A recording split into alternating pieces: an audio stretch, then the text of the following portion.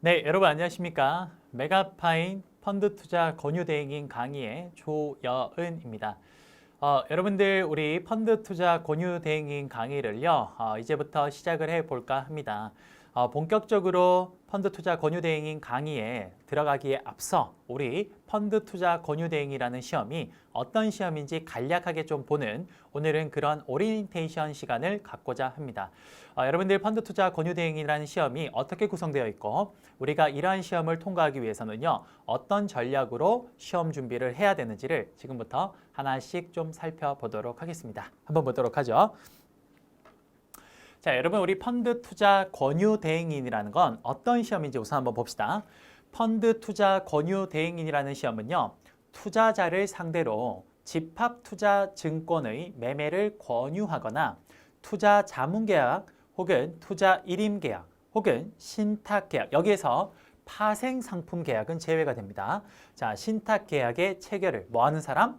그렇죠. 직접 체결하는 사람이 아니라 그거 체결을 하는 단계까지 권유하는 것까지가 우리 뭐다? 펀드 투자 권유 대행인입니다. 자, 요걸 실제로 나중에 실행을 하고 정말 체결할 수 있는 사람은 이제 펀드 투자와 관련된 상담사라는 다른 자격증이 하나 있고, 요거는 뭡니까? 권유 대행인이에요. 말씀드린 것처럼 요게 최근에 법이 개정이 되면서요. 예전에 쌤 때는요. 증권 투자 상담사, 펀드 투자 상담사, 파생상품 투자 상담사 이렇게 해서 요 세 가지의 자격증이 뭡니까? 증권이나 은행원이나 이쪽에 일을 하는 분들이요. 해당 펀드나 증권이나 파생상품을 이렇게 판매하기 위해서는 반드시 취득해야 되는 세 가지 금융 자격증이었습니다. 이거 우리가 흔히 금융 3종이라고 했죠. 그런데 이 법이 바뀌면서 현재 요 세 가지 자격증은요. 실무자들에 한해서만 딸 수 있게끔 지금 법이 개정이 됐습니다. 그러면 예전에는 대학생들이 이 세 가지를 대학생 때 딸 수 있었는데 지금은 못 따요. 그러면 대학생들이 딸 수 있는 건 뭐다? 그렇죠. 요 권유 대행인 시험밖에 안 됩니다. 대표적으로 우리가 협회에서 나오는 권유 대행인 시험은요. 지금 우리가 공부할 펀드 투자 권유 대행인과 또 뭐가 있냐면요. 증권 투자 권유 대행인이라는 시험이 있습니다. 쌤이 물론 그 두 개 다 지금 강의를 진행을 하고 있는데요. 그 중에 하나 펀드 투자 권유 대행이라는 시험이에요. 결국 뭐다? 쉽게 이야기를 하면 투자를 권유하는 사람입니다. 근데 뭐? 펀드 투자를 권유하는 거예요. 그럼 그걸 이제 하는 사람을 우리가 권유 대행인이라고 이야기를 하는 거죠. 자, 그러면 이러한 펀드 투자 권유 대행인은 각각 시험이 어떤 식으로 우리가 응시를 하는지 한번 볼게요. 자, 일단 응시 자격은 기본적으로 모든 사람들이 다 할 수 있습니다. 일반인이나 학생, 금융회사 종사자 모두 다 가능해요.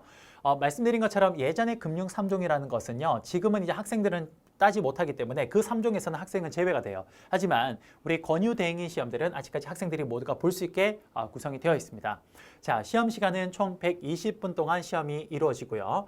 문제 형식은 객관식 오지선다가 되겠습니다. 총 몇 문제? 100문항이 나와요. 즉 우리는 100문항을 120분 안에 풀면 되는 겁니다.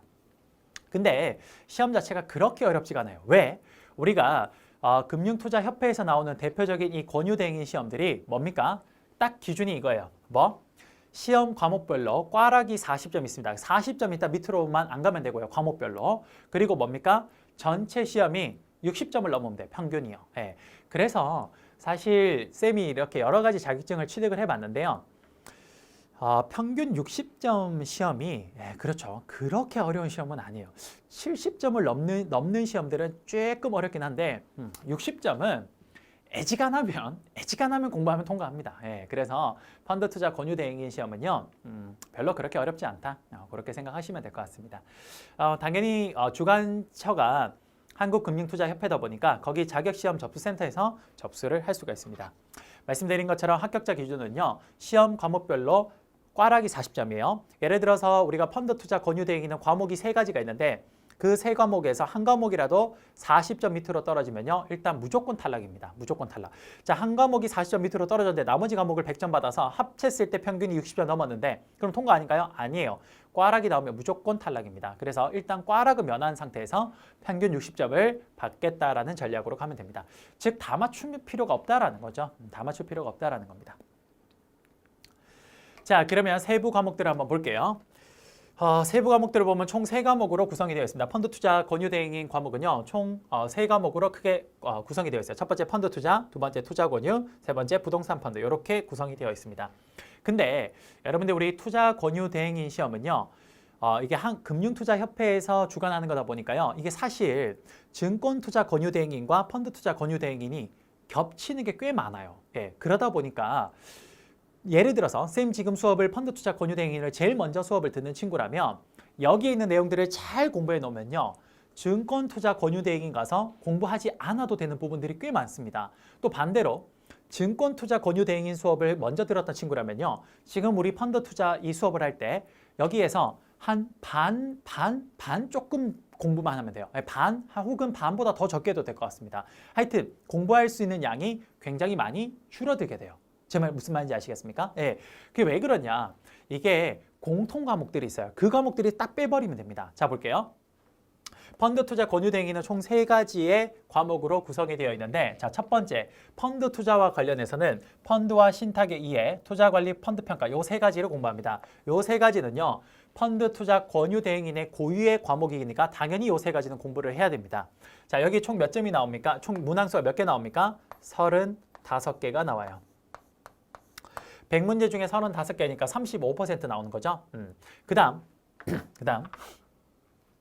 이 과목이 투자 권유인데요. 여기에서 여러분 보시면요. 자, 펀드 법규, 영업실무, 직무윤리, 투자 권유와 투자자 분쟁 예방, 그 다음에 투자 권유 분석 사례 이렇게 있는데요. 자, 이렇게 세부 과목들이 있습니다. 여기 지금 합쳐서 몇 개가 나오냐? 자, 10개, 10개, 10개, 10개, 마지막 5개. 몇 개입니까? 여기에서 총 45개가 나와요. 굉장히 많이 나오죠. 전체 100개 중에 45개니까 거의 몇 개입니까? 50% 가까이입니다. 됐습니까?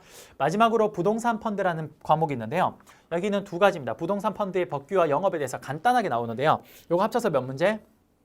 20문제. 그러니까 20개, 20%라는 거죠. 자, 여러분. 그러면 일단 딱 나오네요. 가장 많이 나온 데가 어디입니까? 2과목과 1과목이에요. 이 2개가 합치면 몇 개입니까? 80점이에요. 그렇죠?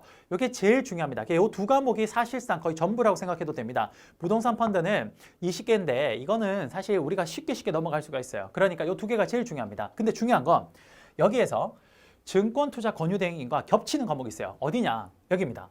1과목에서 투자 관리 파트. 여기 겹쳐요. 이건 안 해도 됩니다. 이건 안 해도 돼요. 그 다음에 2과목에서요. 바로 펀드 법규와 영업실무는 펀드 투자 권유 대행인에서만 나오는 건데 그 밑에 있는 바로 직무윤리, 투자 권유와 투자자 분쟁 예방, 그 다음 투자 권유 사례. 이건 뭡니까? 그렇죠. 증권 투자 상담사에 있는 내용과 정확하게 일치합니다. 그럼 결국에 우리가 이렇게 4개를 날릴 수가 있어요. 만약에 증권 투자 권유 대행인을 먼저 했다면요. 그러면 여기서 10문제, 10문제, 10문제, 5문제 합치면 몇 개입니까? 35문제를 한꺼번에 날릴 수 있습니다. 거의 절반 가까이를 날릴 수가 있어요. 네. 그래서 여러분들 우리가 지금 공부를 할 때는 어떻게 가는 게 좋냐면요. 만약에 여러분들 펀드 투자 권유 대행인을 처음 듣는 친구라면 쌤이랑 지금부터 여기서부터 끝까지를 잘 공부하시는 게 제일 중요합니다. 특히 어디를 1과목과 2과목을 중요하게 보시는 게 요거를 자세하게 보는 게 중요하고요. 만약에 지금 증권 투자를 먼저 듣고 이걸 듣는 친구라면요. 그러면 지금 쌤이 체크해 놓은 요 4파트는 생략하셔도 됩니다. 그리고 나머지 파트만 공부하셔도 돼요.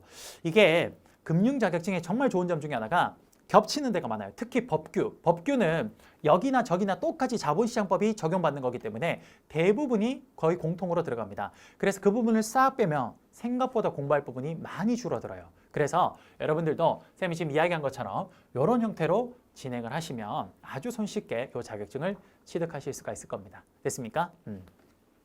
그러면 오늘 우리 첫 번째 시간으로요. 그래요. 펀드 투자 권유 대행인의 OTA 시간을 한번 가져봤습니다. 첫 번째로 펀드 투자 권유 대행인이 어떤 건지 설명을 드렸고요. 두 번째로 우리가 응시할 때 어떤 자격 조건과 어떠한 조건으로 응시를 해야 되는지 설명드렸고 마지막으로 우리가 시험을 보는 세부 과목들과 그 과목들을 어떤 식으로 전략적으로 접근해야 되는지까지 설명을 드렸습니다. 이렇게 하면 우리 펀드 투자 권유 대행인에 대한 대략적인 어떤 설명은 다 끝이 난 것 같습니다. 그러면 여러분들 우리 다음 시간부터요. 바로 펀드 투자 권유 대행인의 본격적 본 강의를 진행을 해볼까 합니다. 이 펀드 투자 내용, 이 권유 대행인 강의는요. 생각보다 증권 투자보다 훨씬 더 컴팩트하게 이루어져 있기 때문에 아주 손쉽게 여러분들 좀 중요한 것들 위주로 이렇게 하나하나씩 좀 보신다면 충분히 쉽게 자격증을 취득하실 수 있을 거라고 생각이 듭니다.